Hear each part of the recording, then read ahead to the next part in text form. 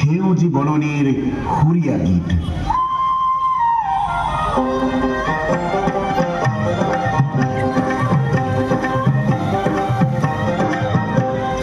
সেউজীয়া বননিৰ বন বৰাগী, বনে বনে ফুৰিছিল বন ঘোষা গাই, বনে বনে ফুৰিছিল বন ঘোষা গাই।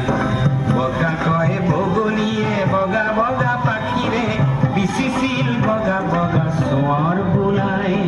বনে বনে ফুৰিছিল বন ঘোষা গাই, বনে বনে ফুৰিছিল বন ঘোষা গাই।